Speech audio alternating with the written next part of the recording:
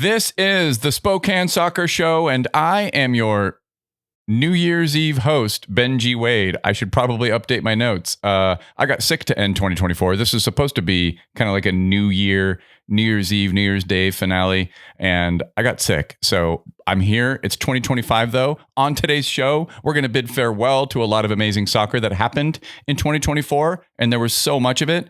I've got a bunch of great mailbag questions to answer, and it's time to announce the first ever Spokane Soccer Show Player of the Year. But first, I've missed you all, and I want to start with a few Spokane Soccer Show shout-outs. If you've not noticed my shirt straight away, Protagonist Soccer, my friends, sent me this kit for Christmas. I did not know if I ordered this. It was one of those moments where I got this in the mail, and I thought, I am one of those people, if you're anything like me, I make it way too easy to buy things online. I have all my credit card information just queued up far too easily for Apple Pay or all the other ways, Google Pay, whoever out there, Silicon Valley companies, they have my credit card information just like queued up immediately. So it's easy for me to order things. And I thought I must have ordered this one time at 11 o'clock at night or something, browsing websites. But no, it turns out they just sent it to me because they love me. Thank you to my friends, Joshua Duder, Dan Vaughn, Dan Creel, the great USL show hosted by John Morrissey and Kaylor Hodges. These guys are great. If you don't know Protagonist Soccer, it's a website. They serve up tons of articles about especially the lower league soccer in the United States and USL in particular, hence the name of the show, USL Show. Follow them on YouTube. They have a podcast. It's fantastic. Morrissey, I've brought his name up in the past. The two of these guys, and they have other co-hosts on the show too, they cover so much lower league soccer in the United States. It's unbelievable. I also want to shout out my co-host for 2024 who came on the podcast so many times, Scott Linklater, Jamie Bartlett. You guys are awesome for helping me out so many times on the podcast. It really keeps things interesting to get some different perspectives, and it was a lot of fun. Can't wait to dive into 2025 together. I have so much to catch up on. I'm going to start with a very special shout out. This was actually sent in by a listener, and it was my friend Emmy Williams who said, "This town needs a special shout out. Everyone really showed up from the first launch party all the way to the final watch party of the year. Spokane has shown up in a big way and shown the world that this is a soccer town. And one day they will be able to pronounce our name correctly because we're not going anywhere up the falls." There you go. I couldn't have said it better, Emmy. And yeah, we have a lot of catching up to do. So that's it for my shout outs on this final episode of 2024, early 2025. Where do things stand ahead of February when the Super League season resumes and a new season of League One begins? And March, I'm going to catch up on what happened with Zephyr FC to end the season. It's been over a month since Jamie and I last recorded. That was following what I thought was their best performance of the year, the 0-0 draw with the very talented Dallas Trinity. And well, they lost the last two games to close out the first half of their season. Zephyr go into the winter break on admittedly a bit, I don't think you can sugarcoat this, a bit of a low note. A loss, a draw, a draw, a draw, a loss, and another loss. And some of these were not great performances. I thought the team looked at times like they weren't on the same page. They could be picked apart by any team that had some pace, of which there are quite a few in the USL Super League. And like if you run at them, especially at the counter, or especially on the counterattack, they looked a bit susceptible. But I want to talk a little bit about the schedule, okay? So the last game we saw together as a community, shout out all those people that showed up all year at one stadium. It was the 1-0 win over Tampa Bay Sun, and Marley Canales scored that breathtaking goal to win that game. And it was like, that was exactly how we wanted to send this team on the road. But let's talk about that schedule, okay? Zephyr went on the road from the moment of that game, which was on, I believe, October 27th, okay? They then went on the road for 48 days. If you're anything like me, you've watched a lot of professional sports in your time. That is just, to me, it's kind of like unthinkable. Like a team just going on the road for a month and a half. And to say that that puts a team at a competitive disadvantage is super obvious, but it's the only excuse I will make for the club. On the last podcast, I said, there's only one thing I want to see from not only the Super League, but from Zephyr FC. And it's, as a whole, it's to get better, show some improvement, and learn from your mistakes. Okay? That's what I consider a good, metric for success of the clubs individually, but as well as the league. All right. And I hope Zephyr used this break to evaluate their current players. Maybe we can add a few more to the mix and show some improvement, because we currently don't have a lot of depth at striker. And stop me if you've heard that song before. We don't have a lot of pace defensively, which I think can leave us vulnerable to those counterattacks. And I still kind of feel like there's no clear number 10 in this team. Amina Ekic, we all know how creative she is out on the wing. Especially in those half spaces and cutting in onto her left foot from the right. And she could play that role. She could play the 10, and she's our most dangerous player, but she's, I think, our most dangerous player down those channels and in half spaces. And she can only play one position at a time on this team. I think that's the thing I think about a lot is pace defensively to compete with teams that are effective counterattacking, and then just somebody in the midfield who can unlock opponents. And that's what I'm hoping to see. I don't know. I've not heard anything from the club in terms of any potential signings, but anything that we'll hear about that will probably be announced in the next few weeks, you'd have to imagine, because here we are. It's January 5th when I'm recording this, and stay tuned. I do think there's a few improvements that could be made to this squad. Zephyr FC also suffered 3 season-ending ACL injuries. One happened to Alyssa Walker before she even showed up for her first day of training, and the others were to Thais Hayes and to Taryn Reese. And I think all 3 of those players were going to feature prominently and be important to this club. So a bit of bad luck, and I think a lot to learn from the first half of the season. So hoping to see some improvement. Let's see here, though. Is there any reason for optimism? Well, there's still a lot of talent in this team. They only play 1 game on the road after play resumes on February 22nd. That's at Dallas Trinity. I thought for some reason when the original schedule came out, I thought I had remembered that the first part of the second half of the schedule, they would start again on the road for a long time. But when they announced the schedule, that wasn't the case. And that's really, really cool. That's great news. So 1 game on the road, February 22nd, and then they're at home again, hosting Carolina Ascent on March 8th at One Stadium. So that will be great news. 8 days later, on March 16th, Velocity FC will host One Knox at One Stadium in the first game of their 2025 season. And in case you missed it, the club announced the return of 13 players from the 2024 League One Championship finalist team. Carlos Marancio, Javier Martin Hill, Marcelo Lage, Colin Fernandez, Luis Hill, Pierre Reedy, Cameron Miller, Ish Jome, Anwar Pelaez, Derek Waldeck, Jack Denton, Masongo Akale, and Andre Lewis. The happiest surprise for me of all those players was Pierre effing Reedy. I know that dude loves Spokane. I'm so stoked to see him come back. He was an incredibly important player before his injury. He's just a really dangerous player and has so much speed. I think I had heard early on that he was clocked as the fastest player in the USL, and I think that included the championship. So can't wait to have Pierre Reedy back. Now I want to talk about some players notably not returning to the team. And one of these in particular hurts a bit for me. I mentioned so many times Ahmed Longmire and his importance to the team defensively, beginning with the game against Tacoma Defiance and that final preseason game where we all went and jumped on a chartered bus and saw the team play for the first time. I think reading between the lines and having a couple conversations with the club, here's kind of how this works, right? Some of the players that came in here, we had 2 years on them. And the club had the option on the second year. There were a couple players, and again, just reading between the lines, I think Ahmed was one of them, where there was only 1 year. I think Ahmed probably just, bet on himself. Can he, reach beyond League One? I think we've talked a lot about him as a player throughout the season as being maybe he's too good for USL League One. I guess we'll find out if he gets an opportunity with a championship team. I wish him all the best, of course. But I would also love it if for some reason that didn't work out for him and he could come back and play for Velocity again, because that's how important he was for the team. Ramon Metanir suffered a season-ending ACL injury himself. That was a game against, I think it was against Greenville in the Jägermeister Cup.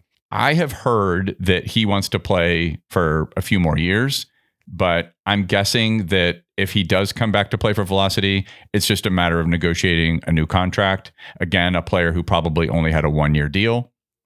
Or if he had an option, maybe the club is looking to negotiate a different contract or something. Who knows? We'll find out.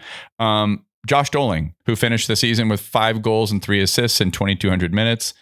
I think, Josh had a pretty up and down experience as a velocity player.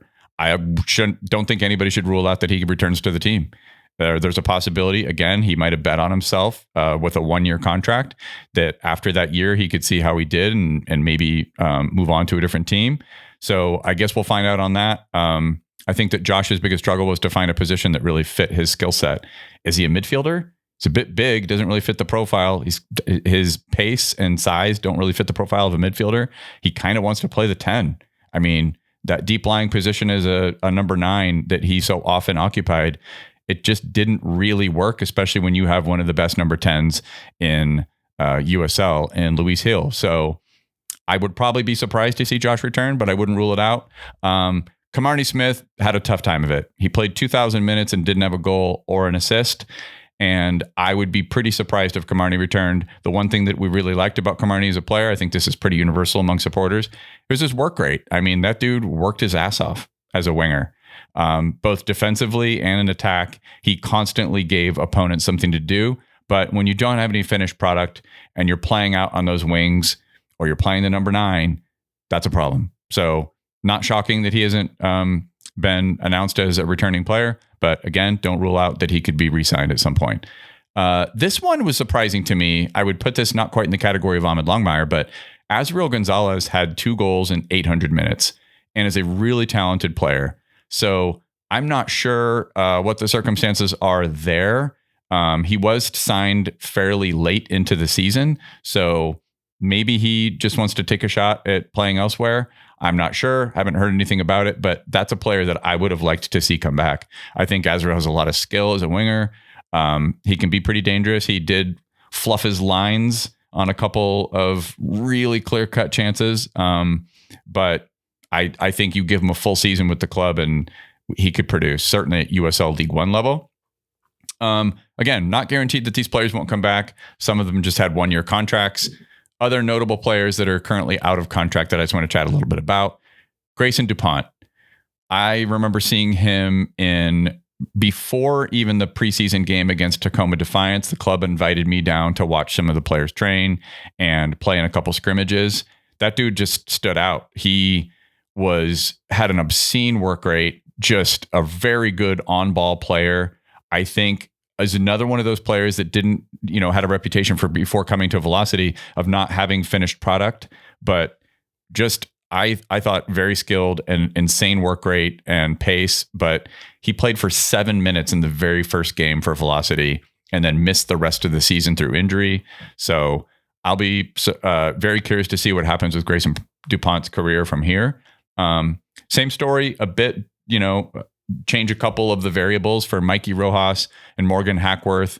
They both played 180 and 250 minutes respectively for the club.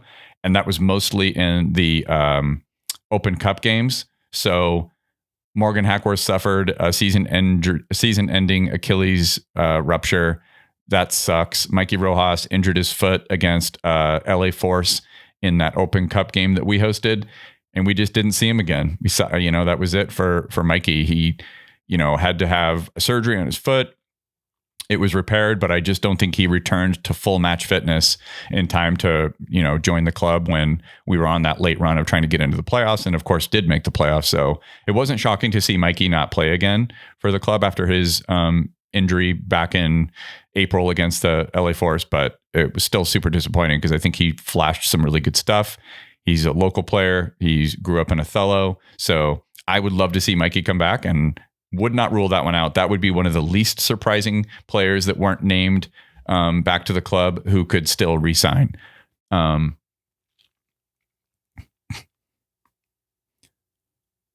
Let's talk about what to expect for signings for Velocity FC. I talked a bit about Zephyr FC and what I would like to see for them. And here's kind of what I expect and actually kind of hope to see for Velocity FC. A couple marquee players, right? We made the final of the USL League One Championship in our first year, for crying out loud. So I anticipate a couple more, let's call it like Luis Heel, Andre Lewis category of signings. So, and Lee Wiedemann clearly proved beyond any doubt that he is worthy of further investment in players. So that's what I hope to see, and I kind of expect it. That could be another striker. to feature with Anwar Pelaez.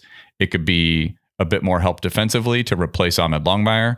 I am a little bit concerned about the lack of pace at center back between Cameron and Marcelo. They are not going to beat you with pace. They're not fast. I mean, Cameron, when I introduced him as a player when he was signed, he talked about not being particularly pacey. That's not exactly a hot take. He's obviously really physical player, and he's dangerous in opponent's box on set pieces.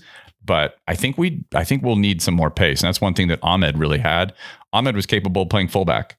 He had enough pace to play right back at times. And when it came to center back pairings, I think his pace was a lot of what made him so good. I remember that recovery tackle he made against Lagos Kunga against Union Omaha to save. It was a clear cut. We were going to concede a goal, and he flew out of nowhere to make a great recovery run. It was all about his pace. So I would like to see us replace Ahmed Longmire, if he doesn't come back to the club, with another pacey center back. So much more on that to come. I will maybe get my friend Brandon back on the podcast to talk about our upcoming signings. I think that was one of my favorite podcasts I did last year, including the one I did with Abby Carcio to talk about the Zephyr FC players. But the one I did with Brandon, maybe I'll bring Brandon back and we'll talk about our new signings like I did last year. That would be super fun. Let's talk about upcoming changes to USL's League One. If you don't follow this news really closely, this will probably all be new for you. There are going to be 6 new teams in League One next year, and they include the following: Texoma FC, which is a club north of, basically consider it north of Dallas, that area. Sherman, Texas, I think is what it's called. AV Alta FC, which is basically North Los Angeles and Southern California. FC Naples, which is Naples, Florida. And Portland Hearts of Pine, which is Portland, Maine, not Portland, Oregon. A lot of people I saw in some various chatter on Discord and elsewhere were like, let's go, road trip. It's like, dude, you're gonna be in that car a really long time trying to get to Portland, Maine from Spokane, Washington. And Westchester SC, which is a suburb, it's like directly north of the Bronx. It's where Denzel Washington, Pete Rock, Nina Simone, and P. Diddy are from. I don't know why I had to include that, maybe to throw some shade at Westchester. Anyway, that club will be joining as well. And in addition to that, the 2025 Jägermeister Cup is now going to include 38 teams. Yes, that means all 24 teams from USL Championship, and the 14 teams that will be part of USL's League One will be part of that. That is going to be amazing. Can't wait to see the group announcements to see who we end up getting to play. But that will be super, super cool. It'll just mean that Jägermeister Cup is going to be effectively much more like the League Cups in England or anywhere else in Europe that we're used to watching. So that'll be super, super cool. All right, I'm going to take a quick break. And when I come back, we're going to talk about the 2024 Spokane Soccer Show Player of the Year. This episode of the Spokane Soccer Show is brought to you by Feast World Kitchen. If you know, you know. If you don't know, I'm about to tell you. Think authentic, mouth-watering cuisine from all over the world delivered to your mouth right here in downtown Spokane. Here's the part you might not have known. Feast is a nonprofit that effectively creates chef entrepreneurs by offering a bunch of programs where immigrants and former refugees learn career skills, earn income from their food sales, and build connections in the community. Quick sidebar, I still have daydreams about the beef sambusas and the spicy jollof rice that we had during the AFCON watch party in January. But don't take my word for it. Head down to Feast World Kitchen on 3rd Avenue, follow them on Instagram, or go to their website at feastworldkitchen.org. Okay, I'm back, and I'm going to announce the first ever, and I'm going to do this every year. This is just the first one because I had a full year in the books to look at the impact that every player who I watched, and I did some math on this, folks. I watched at least 50 live soccer games, maybe 60 if you included like watch parties. I watched a lot of soccer last year, and the way that I'm going to go about this award, the Spokane Soccer Show Player of the Year, is a player who wasn't just important to their team, didn't just perform really well, but also just has like a relevance to Spokane and represents this city in the most, I think, memorable way. And I can't think of a player better than the one that I've selected. for the first ever Spokane Soccer Show Player of the Year for 2024. Gonzaga graduating senior midfielder, Chelsea Lee. My first ever time seeing Chelsea play was her incredible performance in a 1-0 loss against St. Mary's. And this was in, I think this was September 2023. Okay. I had actually seen her play before that, but this was the time where I really got to see her importance to her team. She just did so many things effectively and made such an impact in terms of keeping the team competitive in a very tough game. That game that I'm talking about, she was pressing all over the place. She was helping out so much with recovery. She reads the game so beautifully. She's fantastic on ball. She's very, very difficult to dispossess because of the way she carries the ball on a string. And as a dribbler, she's a very technical dribbler. I just can't imagine. If I'm a defender, it's like, there's a couple things that you know she's going to do. She's going to be very, very well balanced on ball. And you know she's going to go for the scissor. We joked about this with her Gonzaga teammates. She's going to go for the scissor, but you know it's going to cut you. I have been watching Chelsea Lee play soccer for, the better part of a year and a half now, and watched her play a lot because I watched a lot of Gonzaga games. I also watched her play a lot with the WPSL Spokane Shadow team. She's just been remarkably consistent too. She's just had so many moments where she was super impressive, but for 2024 in particular, where she was voted WCC Midfielder of the Year, very deservedly. She finished her senior year with 6 goals, 2 assists to go along with everything else that she provides as the pivot in a 4-3-3. You've heard me talk about that position a lot on this podcast. That's the position that Chelsea Lee plays. And she does everything you would want from a pivot. She's really effective as a defender. She's provides relief to center backs when they're under pressure. She can link play and attack. She's like, I remember comparing her to she's like the Andrea Pirlo of the team when I was talking to her former coach, Chris Watkins. Here's the other thing about Chelsea. She's from Spokane. Her sister Kaya, her brother Brady are also very accomplished players. And she went to Gonzaga University. She played with Spokane Sounders and Shadow. She was coached by Kevin Moon of the Spokane Soccer Academy. And she also overcame a lot as a player. She tore her ACL twice in her right knee as a college player, and yet came back. And this is through COVID, like so many college players that are recently graduating, right? She came back to become the most important player on her team as a junior and a senior. And I want to talk about one performance in particular, okay, that I think sums up Chelsea as a player and why I picked her as the 2024 Spokane Soccer Show Player of the Year. And it was her performance against the University of San Diego. I think it was the most entertaining game I watched all year. Regardless of league or competition, it was an unbelievable game. And I want to point out one moment in particular from this game. So here's what happens. It's a tie game, 3-3, 80th minute. Gonzaga wins a penalty. They win the penalty, but the head ref starts to have a conversation through a headset, right? He's talking to somebody and they're clearly reviewing whether or not it was a penalty. And I'm like, what are we doing here? It's like VAR in college soccer. So Chelsea waits 3 minutes and 40 seconds for the kick to be taken. This is not a Champions League final. We're in the second game of the West Coast Conference regional schedule. Okay, so let me be clear. Introducing any version of VAR into college soccer, unless it's the NCAA tournament, and even then it's questionable, is completely idiotic.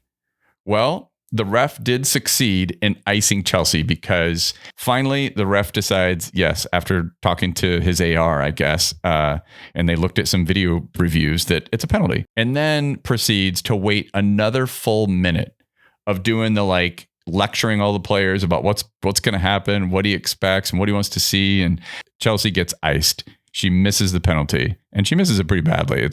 It was like a foot to the left of the bar, right?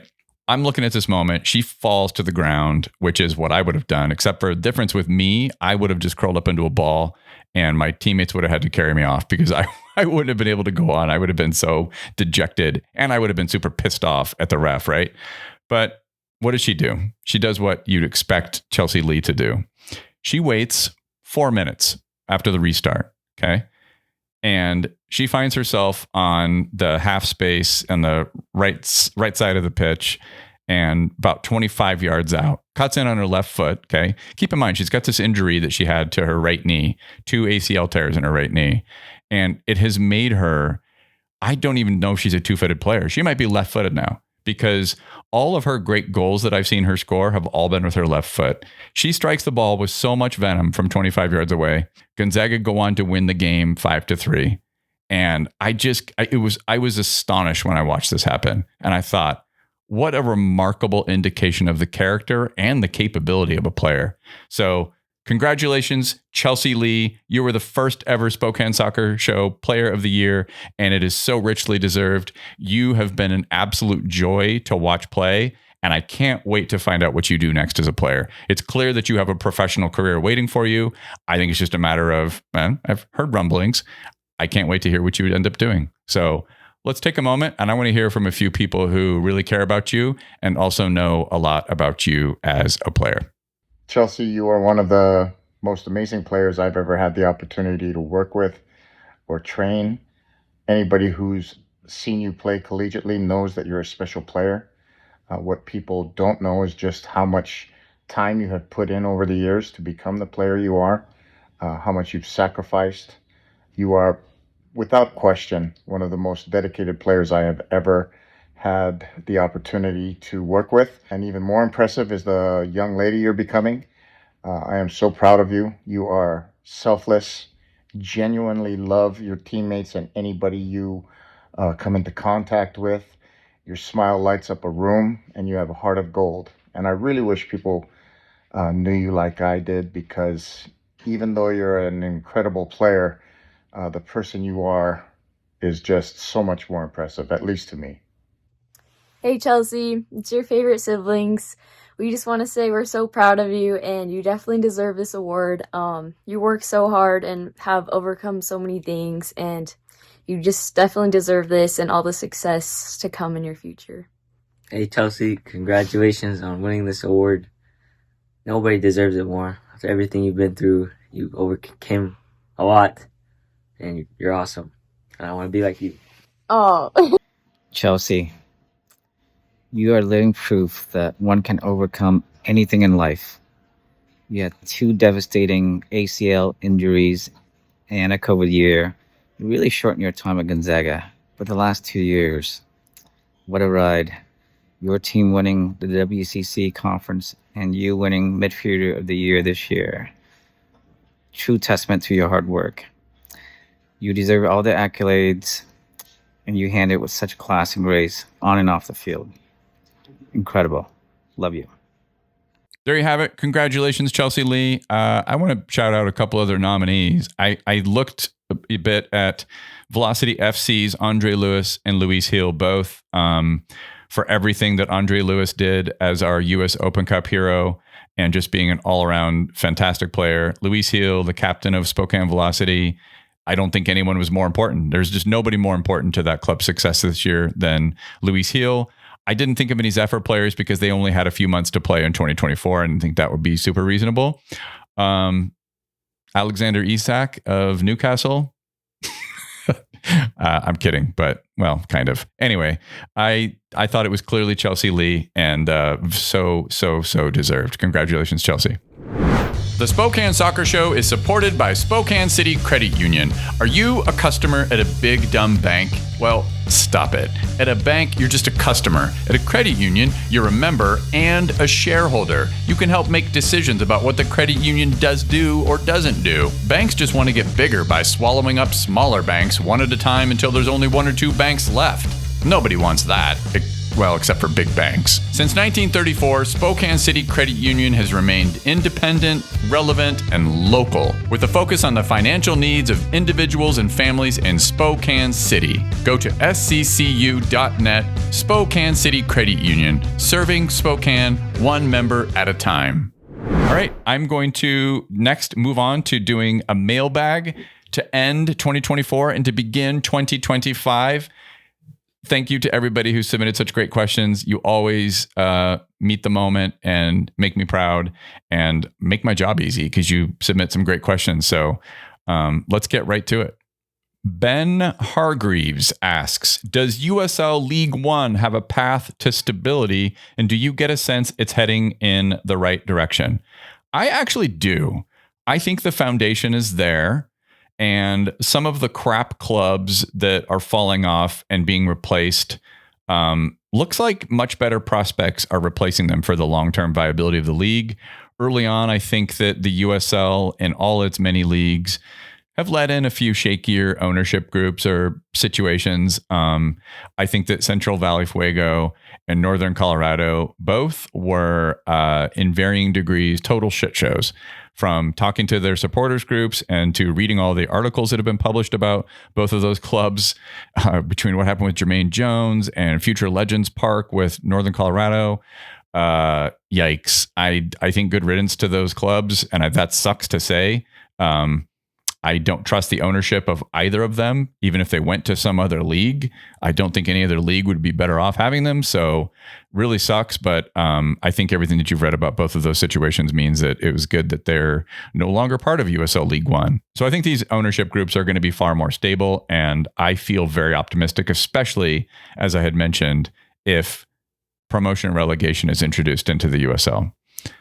Alex Quast asks, any idea when we're getting, or if we're getting, I should say, another international friendly, hoping for a Canadian Premier League team or another Mexican Academy team?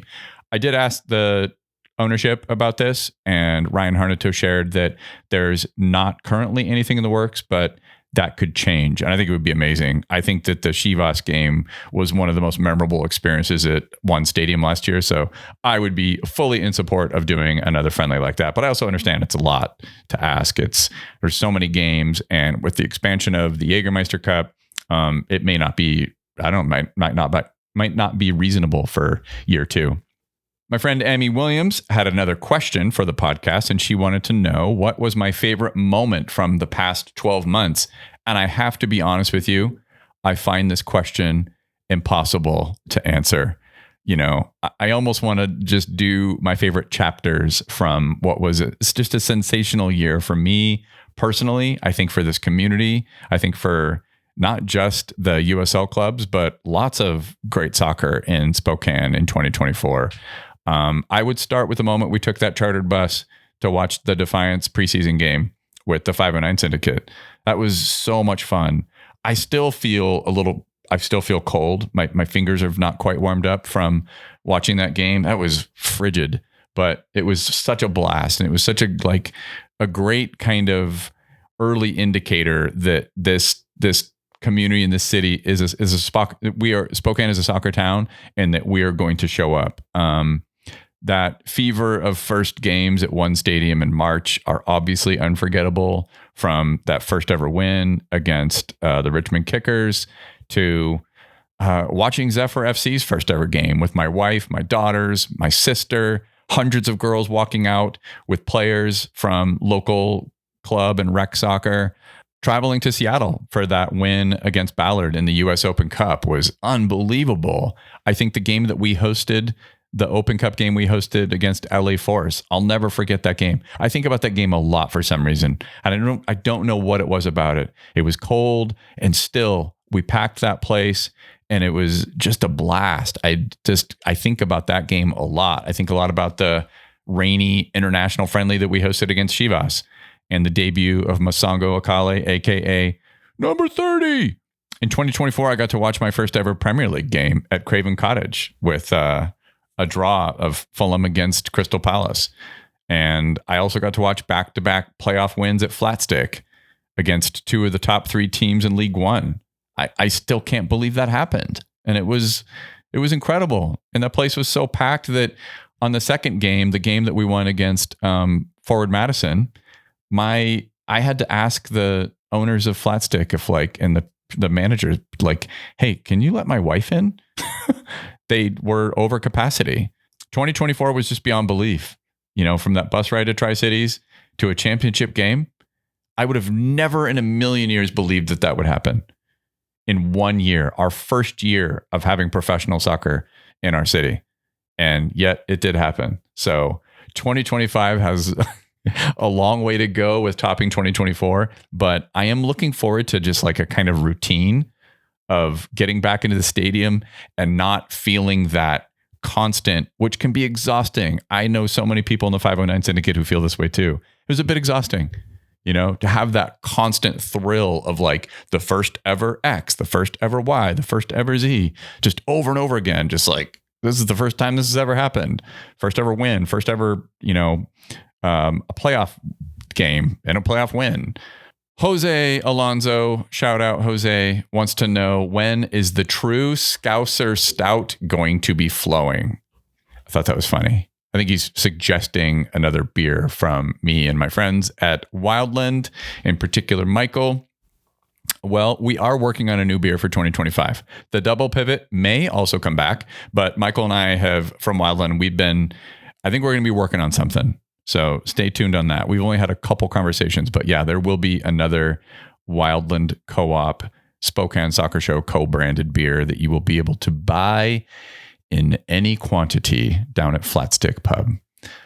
Riley Smith, shout out Riley, always submits great questions. Which USL League One expansion team are you looking forward to welcoming to the league most?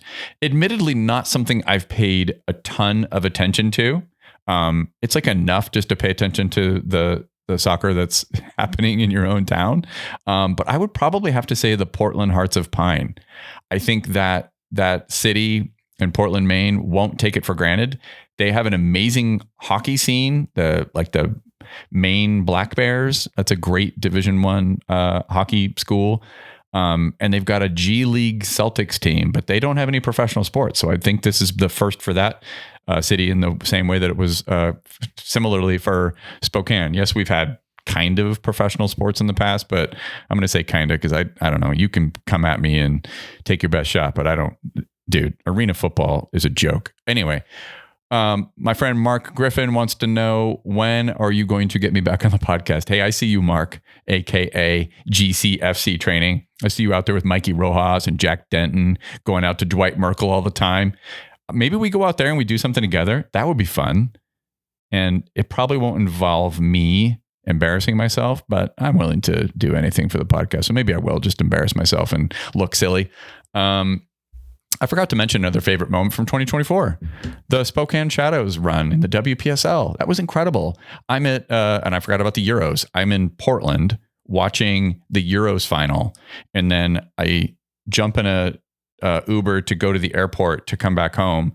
And I'm watching admittedly, but I'm watching a live stream from like somebody's iPad of the WPSL maybe it was the quarterfinal, but I'm watching the Spokane Shadow finish out their WPSL run a couple times, and then I watched their crushing semifinal loss to California Storm in the airport. Like it just didn't stop. Last year was insane. 2024 was absolutely bananas for soccer. I didn't even bring up the Euros. Watching that final was really, really, really fun too. Harper wants to know, Harper, I don't know how to pronounce your last name, and I refuse to try. So I sent Harper a message asking how to pronounce his last name, and he hasn't responded, so I'm not even going to try it. Any news on new signings? Seems like every team is making moves right now. They're not going to, here's what I know. They are not going to announce any new players until they're in market. And I also heard a rumor that no new player signings will be announced throughout the USL until medicals are complete, which is how it should be anyway. So any teams that are announcing players right now, they're either announcing before they've done medicals or, I'm not sure. So I don't think we're going to be making any announcements until the players are in market, as in Spokane, and have completed their medicals. So I would suspect that's going to be anytime in the next couple of weeks, though. Here, it's January 5th, recording this.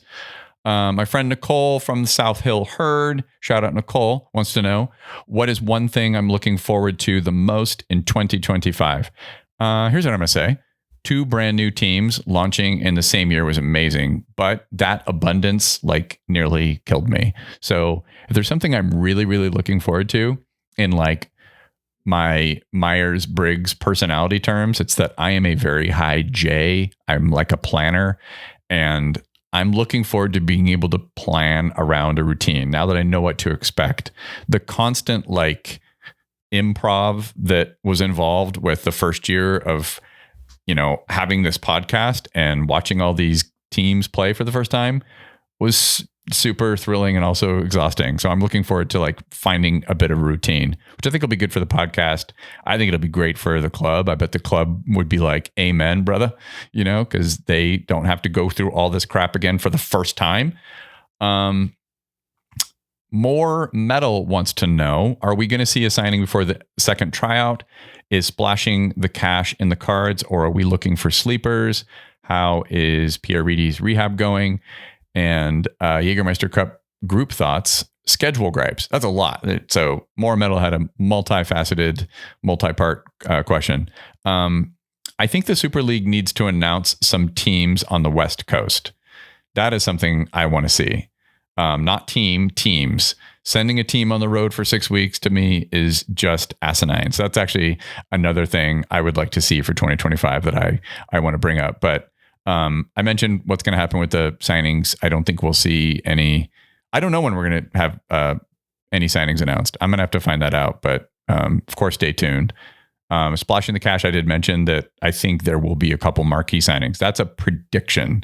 So I do think that's in the cards. I do think there will be further investment in like marquee players. And I don't know how Pierre Reedy's rehab is going, but if I had to guess, I think we'll see him early on in the season. I don't know, but I haven't actually asked, and that's a question I'll have to ask the club, and I'm sure I can get an update there. Jägermeister Cup group thoughts. If the groups have been announced, I did not see it. So I'm going to click right now. I'm going to do this in real time, but that hasn't happened yet, has it? Oh my God, I'm an idiot. It has been announced. Spokane Velocity are in Group 1 with AV Alta FC, who will be debutantes in the USL League One. Las Vegas Lights FC, who we, of course, lost to in the third round of the Open Cup last year. Monterey Bay FC, Oakland Roots SC, Orange County SC, Sacramento Republic FC. Okay. I think I'm okay with this. Maybe I'm a little frustrated. It feels like a really heavy group of. Yeah, we ended up in a pretty USL Championship soaked group.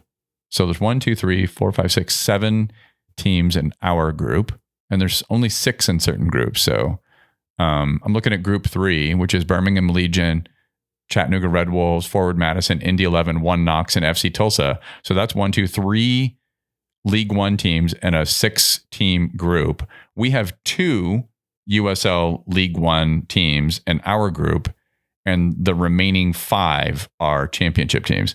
So that seems to kind of suck. I'll have to dig into that a little bit more. So I'm glad you asked, More Metal, because I had not actually looked at this, and I did it in real time. And my first thoughts are, we have a lot of championship teams and some really good ones. Sac Republic and Las Vegas Lights are 2 of the better teams in the USL Championship. So that kind of sucks. I'll have to get back to everybody on that and kind of do a little more digging around to see how they came up with this. Because the quick math is, why do we have so many championship teams? And a group with only 6 teams has 3 League One teams. Anyway, yeah, don't love that. And schedule gripes in general, I already brought up my thoughts, and that's why I brought up that the Super League needs to announce some teams on the West Coast. I don't think this is long-term viable, what's happening with the Super League and sending the one West Coast team on the road for 48 days. Get the out of here. That does not work. I'm not a fan. There's so many things I want to feel like I can say about the performance of Zephyr once they left Spokane. There were some things that weren't going well for the club when they were playing in Spokane, admittedly. But when you go on the road for 48 days, I'm like, how much of this is just the fatigue of being away from home and living out of a suitcase and all those other things? I mean, even if you're an NBA player and they have bottomless money, it's still a lot to imagine going on the road for a month and a half. That just doesn't happen. So really bizarre, and I don't think it's sustainable long term. That's my view, and I really hope that they announce some West Coast teams or something different about this schedule, because that's just stupid to me. So yeah, that's it. That's it for the last show of 2024, early 2025. My notes are outdated because I got sick, but didn't end up coming out in 2024. I will probably be back in February. I am going to take some time off and regroup for the 2025. Much that's going to happen in 2025, and for both of these USL clubs. I'm also going to get a couple other local soccer personalities, coaches, and really important people in our soccer community on the podcast as guests, but I'm not going to tease that now because I still have to schedule that all. But these will be some really cool people that I know that everyone will want to hear from. Special thanks to everyone who has supported the show financially. Shout out Stephen Keller, Emmy Williams, my friend Ronald Sanchez, and you have all, and thanks to all of you who have reached out to let me know that Spotify was no longer supporting listener support. So if you want to support the show financially, you need to go to SpokaneSoccerShow.com. The ability to donate is on the homepage, but there's also a link at the top of the website to find out how to do that. You can just make a one-time donation to the show, or you can do a recurring monthly one. And of course, I want to thank all my sponsors for 2024 who made this podcast possible. Of course, that's Flat Stick Pub, my presenting sponsor, Feast World Kitchen, Spokane City Credit Union, Wildland Co-op, and Fellow Co-working. I do want to announce that Flat Stick Pub are going to be back in year 2 as my presenting sponsor, as will Spokane City Credit Union as a supporting sponsor. And I think everybody's coming back to be a sponsor of the Spokane Soccer Show, and I couldn't be more proud and excited to say that. So, yeah, looking forward to getting cracking on announcing all the new players. I will do the same thing that I did last year with Spokane Velocity and Spokane Zephyr announce players. I will do some analysis with a guest about those signings, and it's going to be really awesome. I can't wait. I had a moment the other day. I'll finish the show by saying this. Eating breakfast with my family. This is probably a couple weeks ago. And I had a moment, looking outside, sipping my coffee, and I was like, do you guys miss going to one stadium? I was like, I really miss it. And I look over and my family's just glaring at me. I think I went to the stadium a lot last year, and my family was ready for a break. So they did not want to have that conversation, but I did. And I reached out to a couple of people to ask them if they felt that way. And I did get some resounding yes, that people do miss going to one stadium. I miss it a lot. I mean, that became such a routine that I'm just kind of like, what do I do now? Just moping all the time, waiting for soccer to resume in Spokane. So it's going to happen soon, sooner than we think. It's January 5th. Like, all the players will be announced, and we'll be back in that stadium in early March. So can't wait to do that. And yeah, thank you all for listening. Be sure to rate and review the podcast wherever you get it. And be sure to follow on Instagram. It's where all announcements about the Spokane Soccer Show are made. So go to Instagram.com/Spokane Soccer Show. Thanks everybody for listening, and we'll talk to you soon.